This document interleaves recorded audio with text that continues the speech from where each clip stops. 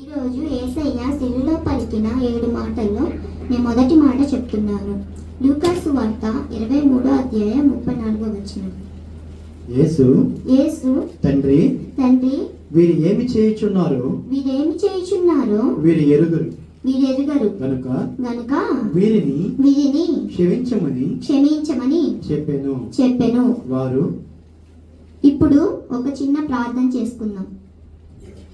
మహోన్నతుడా, మహిమగల రాజా, సర్వోన్నతుడా, సర్వ సృష్టికర్త, ఇంతవరకు నన్ను కాచి కాపాడినందుకు నీకే నా హృదయపూర్వక కృతజ్ఞతలు చెల్లించుకున్నాను తండ్రి.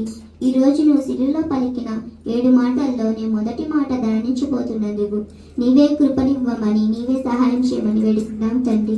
ఈ చిన్ని ప్రార్థన యేసుక్రీస్తు నామములో అడుగుతున్నాం తండ్రి, ఆమేన్. ఈరోజు గుడ్ ఫ్రైడే అంటే శుభ శుక్రవారము.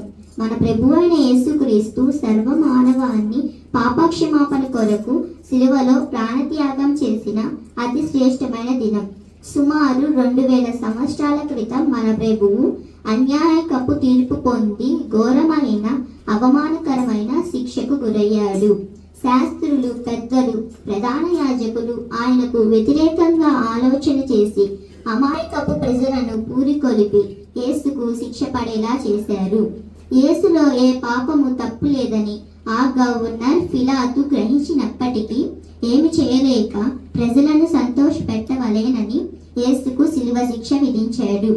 మన ప్రభువు యెరూషలేము వీధుల గుండా శిలువను మోస్తూ కొరడా దెబ్బలు అనుభవిస్తూ గొల్గొతా కొండపైకి తీసుకొని వచ్చాడు.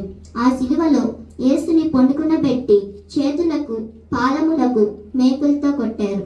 ఆయనతో పాటు 2 దొంగలు కూడా శిలువ వేశారు. ఆ 2 దొంగల మధ్య యేసు శిలువలో వేలాడుతూ అతి శ్రేష్టమైన 7 మాటలు పలికాడు. అందులో ఇప్పుడు మొదటి మాట చూద్దాం. లూకా సువార్త 23:34. యేసు తండ్రి వీరు ఏమి చేయుచున్నారో వీరు ఎరుగరు గనుక వీరిని క్షమించమని చెప్పెను. ఈ వచనములో ప్రధానంగా మనకు 2 విషయాలు కనిపిస్తున్నాయి. ఒకటి ప్రేమ, 2 ప్రార్థన. యేసు ప్రభు తన శిష్యులకు బోధించిన సత్యాన్ని ఇక్కడ శిలువలో చేసి చూపిస్తున్నాడు. మత్తయి సువార్త 5:44.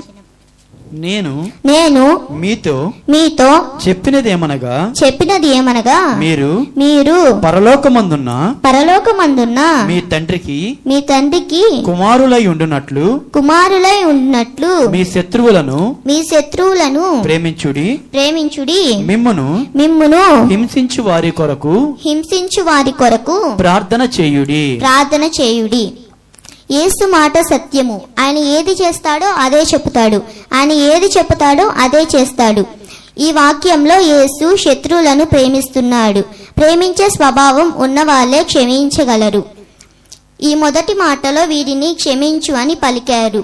ఇక్కడ వీరు అంటే యేసుకు సిలువ వేసిన రోమా సైనికులు యేసుని ఎంత ఘోరంగా హింసించారో కొంత ఆలోచిద్దాం.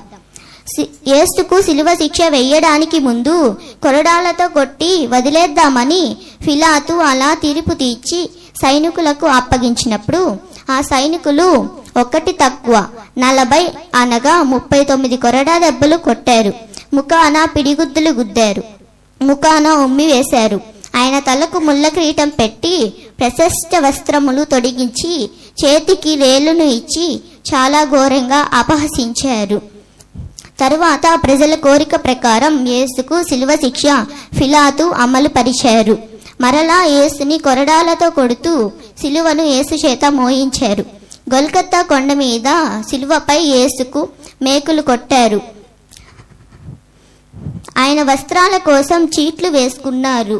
శిలువలో వేలాడుతున్న క్రీస్తును అపహసించారు. ఆయనకు దాహము వేస్తే చేదు చెరుకు త్రాగించారు. ఇంత క్రూరంగా పైశాచికంగా తన పట్ల నడుచుకున్నారు. రోమా సైనికులను క్షమించమని తండ్రిని వేడుకుంటున్నాడు. యేసు ప్రేమామయుడు. ఆయన ఏది చేస్తాడో అదే చెప్తాడు. యేసు చూపిన ప్రేమ ఈ ప్రపంచంలో ఎవ్వరు చూపలేరు.